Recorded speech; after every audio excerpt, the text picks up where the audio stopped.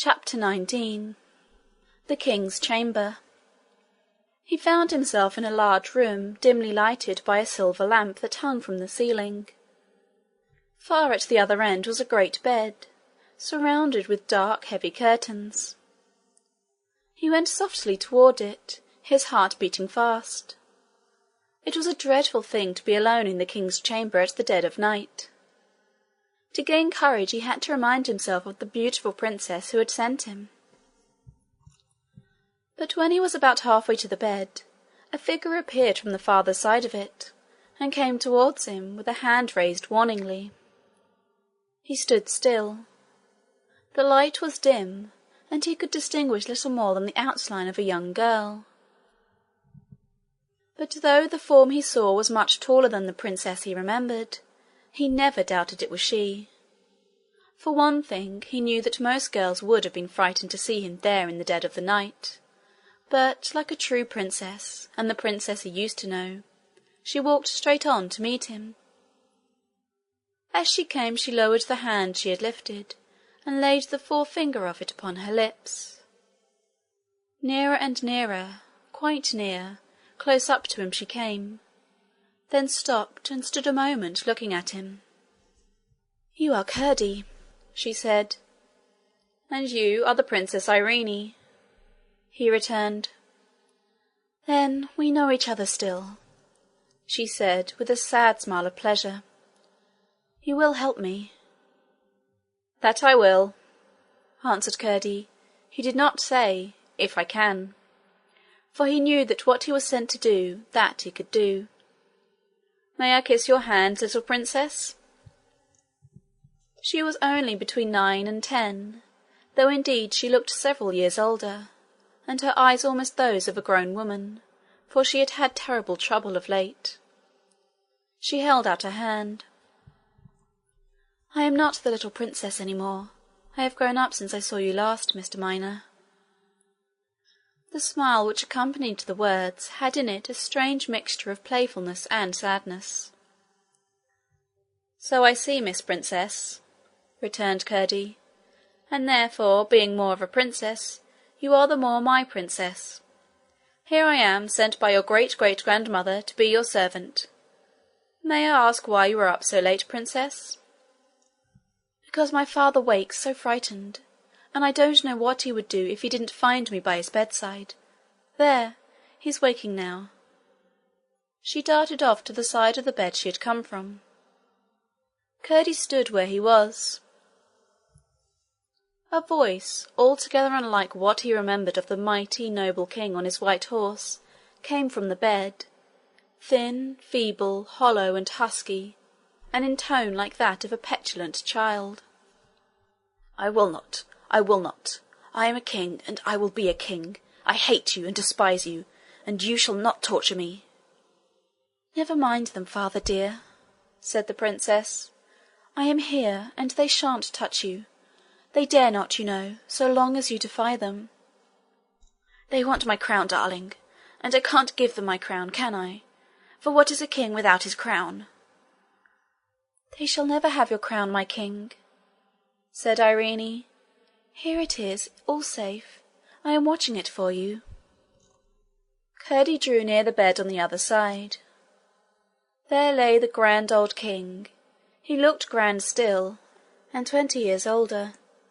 His body was pillowed high, his beard descended long and white over the crimson coverlid, and his crown, its diamonds and emeralds gleaming in the twilight of the curtains, lay in front of him, his long thin old hands folded round it, and the ends of his beard straying among the lovely stones. His face was like that of a man who had died fighting nobly, but one thing made it dreadful. His eyes, while they moved about as if searching in this direction and in that, looked more dead than his face. He saw neither his daughter nor his crown. It was the voice of the one and the touch of the other that comforted him. He kept murmuring what seemed words, but was unintelligible to Curdie, although, to judge from the look of Irene's face, she learned and concluded from it. By degrees his voice sank away, and the murmuring ceased. although still his lips moved.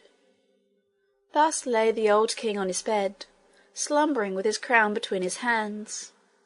On one side of him stood a lovely little maiden, with blue eyes, and brown hair going a little back from her temples, as if blown by a wind that no one felt but herself, and on the other a stalwart young miner, with his mattock over his shoulder. Stranger sight still was Lena lying along the threshold, only nobody saw her just then. A moment more and the king's lips ceased to move. His breathing had grown regular and quiet. The princess gave a sigh of relief and came round to Curdie. "We can talk a little now," she said, leading him toward the middle of the room. "My father will sleep now till the doctor wakes him to give him his medicine. It is not really medicine, though, but wine. Nothing but that, the doctor says, could have kept him alive so long. He always comes in the middle of the night to give it him with his own hands, but it makes me cry to see him wake up when so nicely asleep." "What sort of man is your doctor?" asked Curdie. "Oh, such a dear, good, kind gentleman," replied the princess. "He speaks so softly, and is so sorry for his dear king. He will be here presently, and you shall see for yourself. You will like him very much." "Has your king father been ill long?" asked Curdie. "A whole year now," she replied. "Did you not know? That's how your mother never got the red petticoat my father promised her. The Lord Chancellor told me that not only Gwyntystorm, but the whole land was mourning over the illness of the good man." Now Curdie himself had not heard a word of his Majesty's illness, and had no ground for believing that a single soul in any place he had visited on his journey had heard of it. Moreover, although mention had been made of his Majesty again and again in his hearing since he came to Gwyntystorm, never once had he heard an allusion to the state of his health. And now it dawned upon him also that he had never heard the least expression of love to him. But just for the time he thought it better to say nothing on either point. "Does the king wander like this every night?" he asked. "Every night," answered Irene, shaking her head mournfully. "That is why I never go to bed at night. He is better during the day, a little, and then I sleep, in the dressing-room there, to be with him in a moment if he should call me. It is so sad he should have only me and not my mamma. A princess is nothing to a queen." "I wish you would like me," said Curdie, "for then I might watch by him at night, and let you go to bed, princess." "Don't you know, then?" returned Irene in wonder. "How was it you came? Ah, you said my grandmother sent you. But I thought you knew that he wanted you." And again she opened wide her blue stars. "Not I," said Curdie, also bewildered, but very glad. "He used to be constantly saying, he was not so ill then as he is now, that he wished he had you about him." "And I never knew it," said Curdie with displeasure. "The master of the horse told papa's own secretary that he had written to the miner general to find you and send you up, but the miner general wrote back to the master of the horse, and he told the secretary, and the secretary told my father, that they had searched every mine in the kingdom and could hear nothing of you. My father gave a great sigh, and said he feared the goblins had got you after all, and your father and mother were dead of grief. And he has never mentioned you since, except when wandering. I cried very much, but one of my grandmother's pigeons with its white wing flashed a message to me through the window one day, and then I knew that my Curdie wasn't eaten by the goblins, for my grandmother wouldn't have taken care of him one time to let him be eaten the next." "Where were you, Curdie, that they couldn't find you?" "We will talk about that another time, when we are not expecting the doctor," said Curdie. As he spoke, his eyes fell upon something shining on the table under the lamp. His heart gave a great throb, and he went nearer. Yes, there could be no doubt. It was the same flagon that the butler had filled in the wine cellar. "It looks worse and worse," he said to himself, and went back to Irene, where she stood half dreaming. "When will the doctor be here?" he asked once more, this time hurriedly. The question was answered, not by the princess, but by something which that instant tumbled heavily into the room. Curdie flew toward it in vague terror about Lena. On the floor lay a little round man, puffing and blowing and uttering incoherent language. Curdie thought of his mattock, and ran and laid it aside. "Oh, dear Mr. Kelman!" cried the princess, running up and taking hold of his arm. "I am so sorry." She pulled and pulled, but might almost as well have tried to set up a cannon-ball. "I hope you have not hurt yourself." "Not at all, not at all," said the doctor, trying to smile and to rise both at once, but finding it impossible to do either. If he slept on the floor he would be late for breakfast, said Curdie to himself, and held out his hand to help him. But when he took hold of it, Curdie very nearly let him fall again, for what he held was not even a foot. It was the belly of a creeping thing. He managed, however, to hold both his peace and his grasp, and pulled the doctor roughly on his legs, such as they were. "Your Royal Highness has rather a thick mat at the door," said the doctor, putting his palms together. "I hope my awkwardness may not have startled his Majesty." While he talked, Curdie went to the door. Lena was not there. The doctor approached the bed. "And how has my beloved king slept tonight?" he asked. "No better," answered Irene, with a mournful shake of her head. "Ah, that is very well," returned the doctor, his fall seeming to have muddled either his words or his meaning. "When we give him his wine, he will be better still." Curdie darted at the flagon and lifted it high, as if he had expected to find it full, but found it empty. "That stupid butler!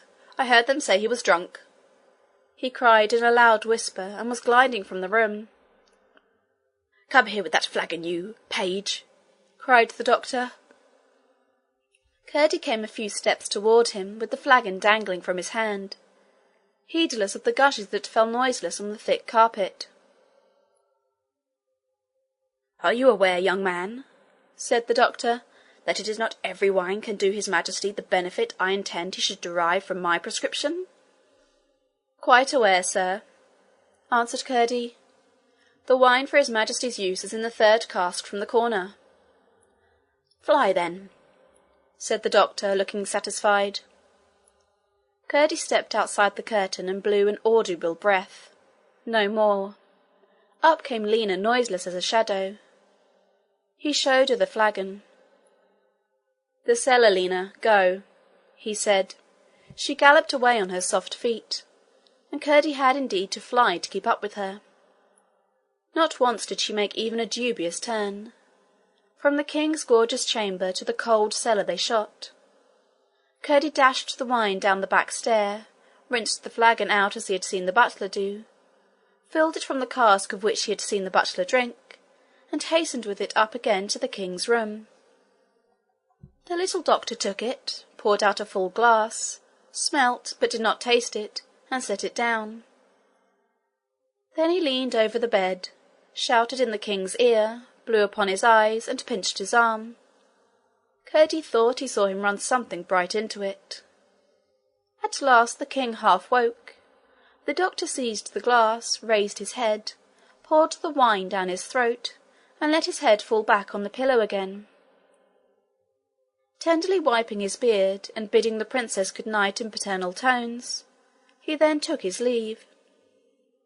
Curdie would gladly have driven his pick into his head, but that was not in his commission, and he let him go. The little round man looked very carefully to his feet as he crossed the threshold. "That attentive fellow a page has removed the mat," he said to himself as he walked along the corridor. "I must remember him." Section 12